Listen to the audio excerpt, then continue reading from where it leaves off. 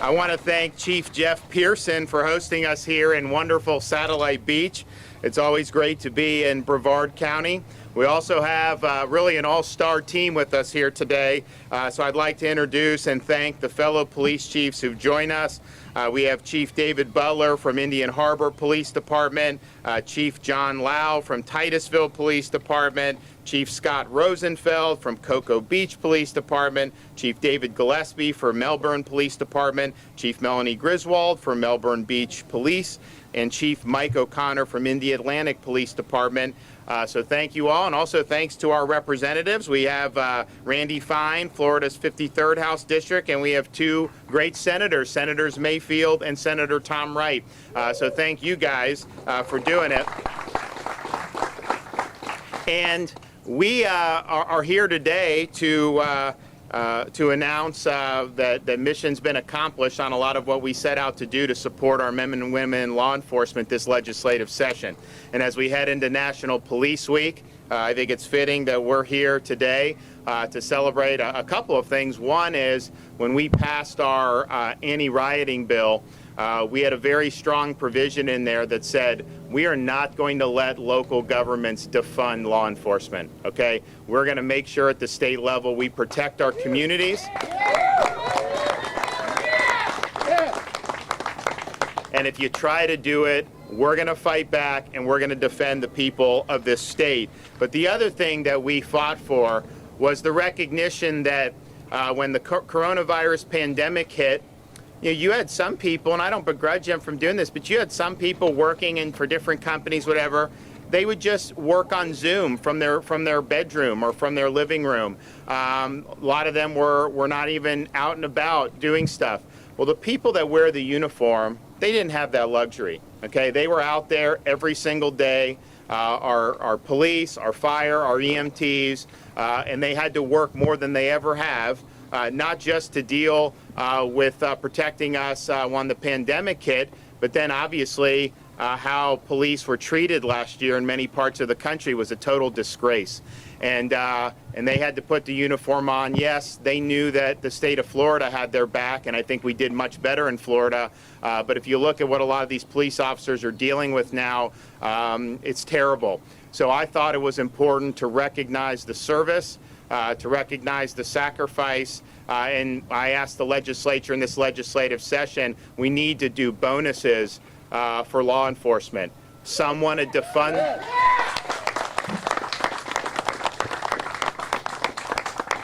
Some want to defund the police. We're funding the police and then some, and that's what we're here today to say. And so thanks to the great work of our legislators who are here with us, as well as the Speaker of the House, Chris Sprowls, the Senate President, Wilton Simpson, we asked and they delivered. And so the legislature has passed, and I will, when I sign the budget, which will hopefully be relatively soon, we'll sign into law $1,000 bonuses for every sworn law enforcement officer, every EMT, every firefighter, and every paramedic in the state of Florida.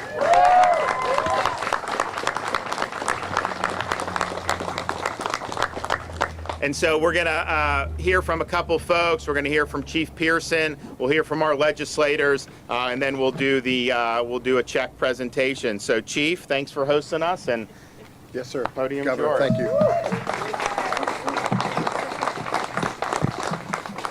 On behalf of the Florida Police Chiefs Association and over 900 of Florida's top law enforcement executives from across every region of the state, we want to thank Governor DeSantis for his unwavering support of Florida's law enforcement. All Floridians should be thankful for his commitment to maintaining public order and keeping the peace.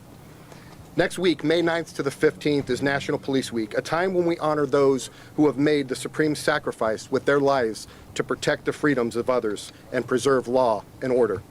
Since the inception of this event in 1963, over 24,000 law enforcement officers lost their lives while protecting others. The Florida Police Chiefs Association is honored that Governor DeSantis will paint the town blue and illuminate the old Capitol complex in blue lights for the entire week. This visible token of his support for the dedicated service and courageous deeds of law enforcement officers and the contributions that they have made to the security and well-being of all people. We ask all Floridians to follow Governor DeSantis' lead and join him in lighting your residences, your businesses, your communities in blue the week of May 9th. In a year like no other, law enforcement remains steadfast to serve and protect, sometimes even at the risk of their own family's well-being. With that said, we want to thank Governor DeSantis for proposing and delivering on the $1,000 bonuses for first responders in recognition of that hardship endured by those who served over the past year. The Florida Police Chiefs Association also thanks Governor DeSantis for his leadership in House Bill 1, which will enable law enforcement to better protect the lives and property of every Floridian. Violent and disorderly assembly is destroying property, harassing and threatening citizens going about their businesses, attacking law enforcement, and those are unacceptable. House Bill 1 addresses these issues head-on and will ensure that peaceful protesters can safely exercise their constitutional rights without the threat of having their voices hijacked by the violent actions of others. Finally, because our mission is to continuously enhance law enforcement professionalism in the state of Florida, the Florida Police Chiefs Association established a subcommittee on accountability and societal change, hosting over 23 meetings with community leaders since June of 2020 to review law enforcement practices, policies, and determine how we can better serve our customers, the community. Thanks to the legislature, including the members here today with us, House Bill 7051 will soon be on its way to your desk, Governor. The legislation builds on the many subcommittees' recommendations and is the right way to address reform, factual and balanced, ever mindful of the dedication and sacrifice law enforcement officers, but equally committed to the public safety and accountability. With your strong and consistent leadership, Governor, we know that law enforcement can count on you. The Florida Police Chiefs Association can count on you, and most of all, the people of Florida can count on you, not only today, but tomorrow. Thank you so much. Debbie? Thank you, and I want to give a shout out to the Satellite Beach for hosting this. And Governor DeSantis, I think you know that we all love you, and the state of Florida loves you. You have delivered not only this session, but the prior two sessions since you have been in office, just unbelievable great policy for the state of Florida. Budgets have been unbelievable. Our environment has been being protected, and now we're protecting our police enforcement here. House Bill 1 was defining what a riot was and what a peaceful protest was. And if we don't have your back as first responders and police officers that have our back, what are we here for? And I'm just so thankful that we passed House Bill 1. I'm so thankful that we were able to get in the budget the bonuses that you are well deserved to receive. And it could not have happened without the collaboration between the House and the Senate and the governor's office. And we've really worked together as a team.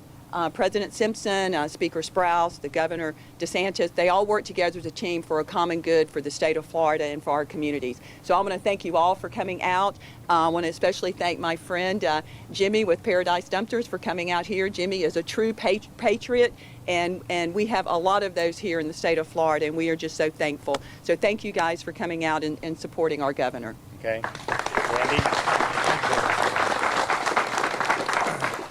Well, appreciate you all being here. Look, we've had a great session, as the governor said, and I think it's because we've got a great legislature and we've got a bunch of great senators and great House members, but you don't get there without a great leader at the top. None of the things that we have talked about today would have happened without Governor DeSantis' leadership. I think he's proved yet again that he really is America's best governor. And we've, yeah.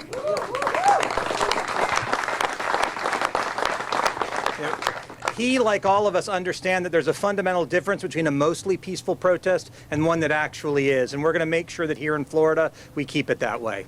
So last thing I want to say is, while we are here to recognize all the first responders with a $1,000 check, I don't want anyone to think that we don't appreciate every single day what it is that you do to keep us all safe. We may go and serve in politics or in the legislature to do our work for the people, but you actually have our backs every single day, and we're really grateful to have this small opportunity to repay it to you as well. So thanks everybody for being here. We appreciate it.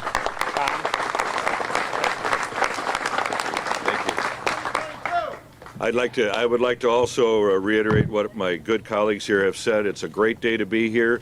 I'm so proud to be a senator in the state of Florida working under the guidelines of Governor DeSantis. It's a pleasure to support you and serve you, sir. And you know, not only is he great about our paramedics, our firefighters, our EMS, our police, but he's also very concerned about our veterans.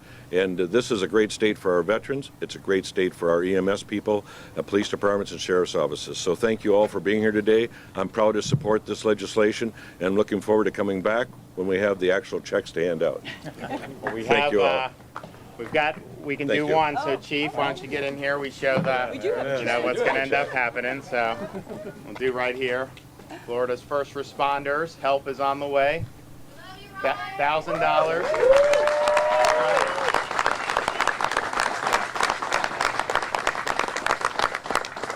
And it's really great to be here to celebrate some of these victories, particularly as we head into National Police Week next week. But it's also, the victories were way broader than just simply this bonus or our anti-rioting. If you look at the budget, if you look at our economy, you go back to the end of April, beginning of May last year, and you look at every prediction, all the doomsday scenarios, and, you know, we knew it was going to be difficult, but we also knew that Florida had what it took to bounce back. And the result has been, if you look now, we never took 1 penny out of our rainy day fund throughout all of COVID, not one. And now today, we've doubled our rainy day fund from when I became governor.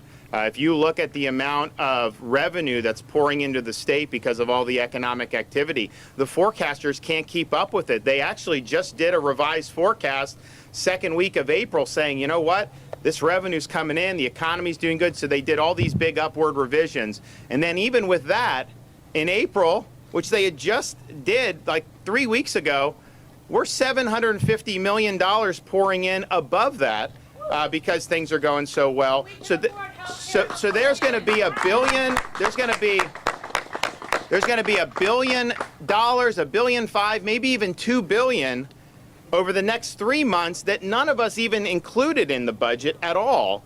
And so we're probably going to end up with total reserves close to $10 billion, which I think has got to be a record for this state. And so you had the ability.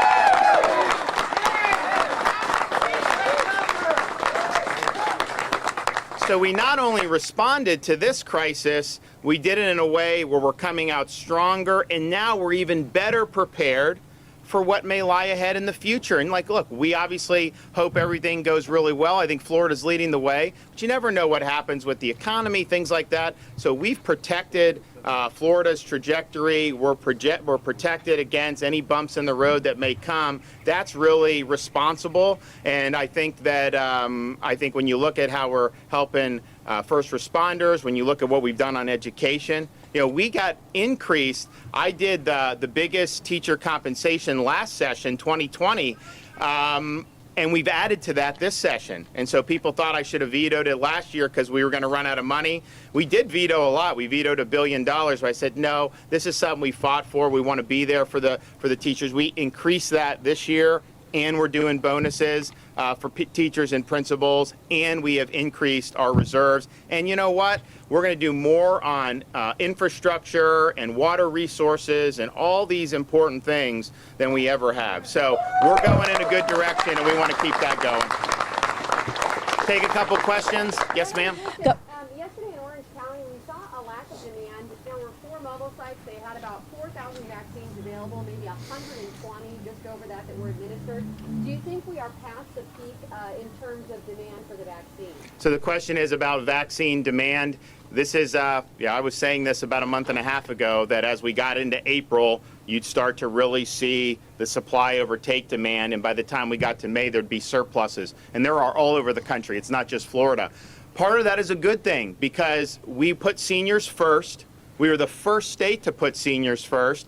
And a lot of naysayers were saying you shouldn't do that. It was the right thing to do. We now have over 80% of seniors that have been vaccinated. Every senior that's wanted a shot has gotten. We've done over 10,000 home visits for homebound seniors. We've gone to churches. We've used hospitals. We've done all these different things. And I think the results have been very positive for seniors. But I think you have a situation where as you go further down the age bracket, and the risk is, it is less. There's no doubt as you go down. I think you have some folks that have said, you know, maybe I'll get it, maybe I won't. Some don't want it. My message has been, contra to what you hear out of Washington. What the Washington bureaucrats say is, we want you to get vaccinated, but when you get vaccinated, understand you got to wear 6 masks and you can never come within 100 feet. That is a terrible message to send, because you're sending the message that the vaccines don't work. I think the vaccine data has been very positive. We're not mandating it on anyone. It's your choice. But the message should be, you know, if you do it, you're protected. And that's what the message we've tried to send. But I think this is going to be a consistent issue going forward.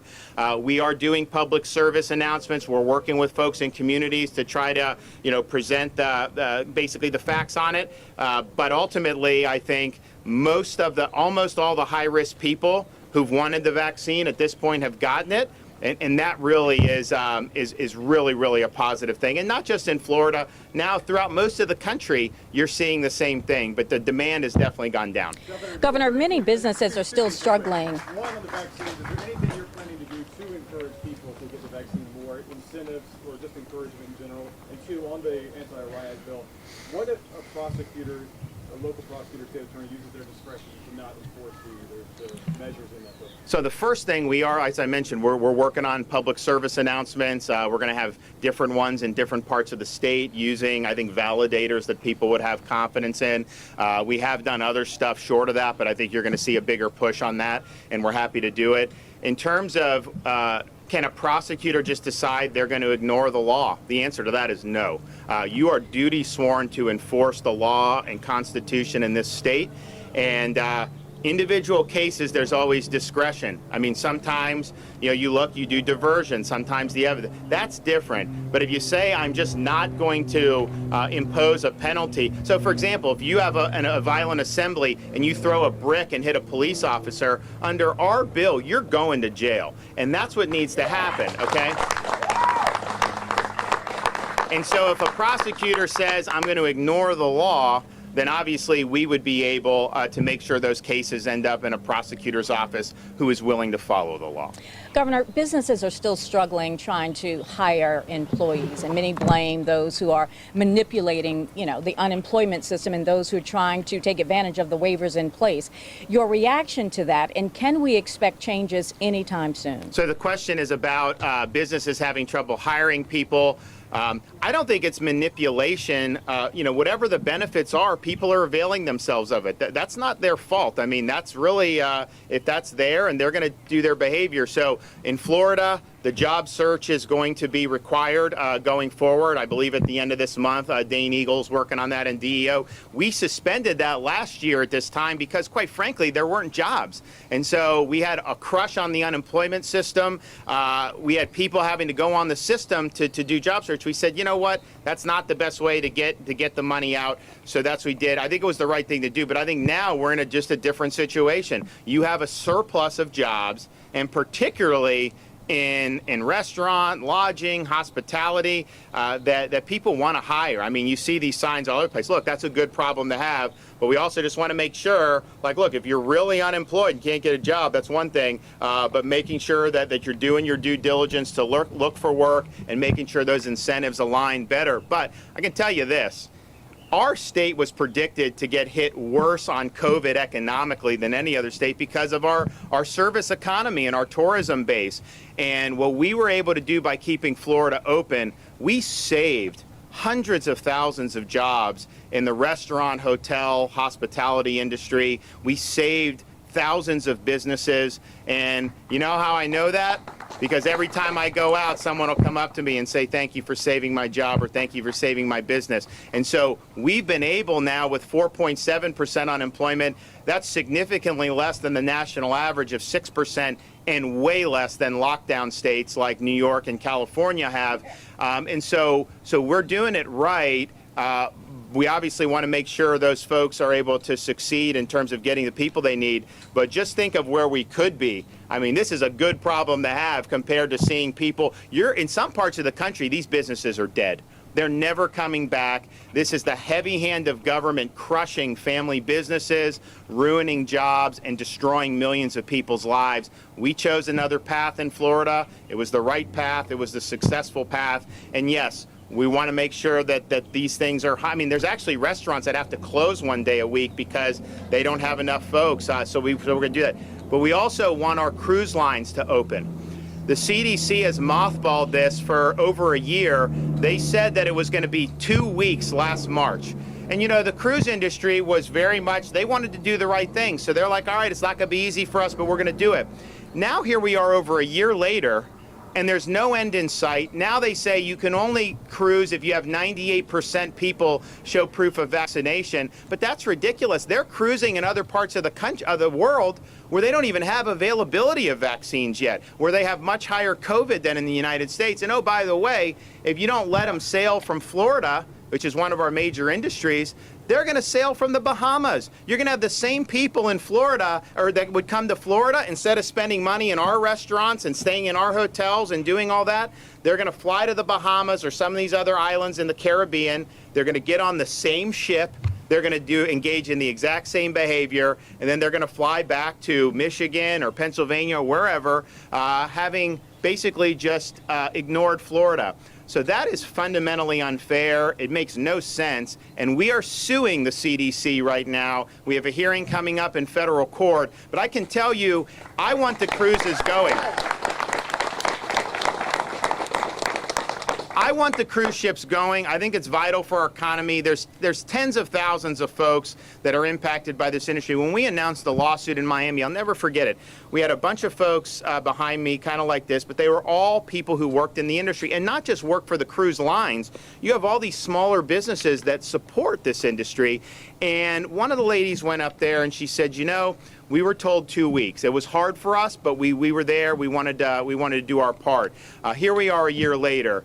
And she's like, you know, there's been a lot of toll in our community because of COVID. We've had a lot of deaths, but they're not deaths from COVID. They're deaths from despair. They're deaths from people that got involved with drugs and substance abuse or suicide, and the amount of how their lives and livelihoods were shattered by what the CDC did. So this has real consequences on people. These folks want to be back. We want them back, and we're going to be fighting for that. But think about the larger implication of this. Do you want one unelected bureaucracy to be able to have the power to indefinitely shut down a major industry in this country? They do not have that authority to do it. That's why we're suing them. But this has much larger implications than just cruise ships sailing or not. This has implications for potentially any industry. And look, with all due respect to the CDC, I mean, if you look at some of the stuff that they've done on school openings, where they're basically doing the teachers' union's bidding, when they say these kids should be masked at summer camp outdoors, I'm sorry, that's not science, that's politics. And so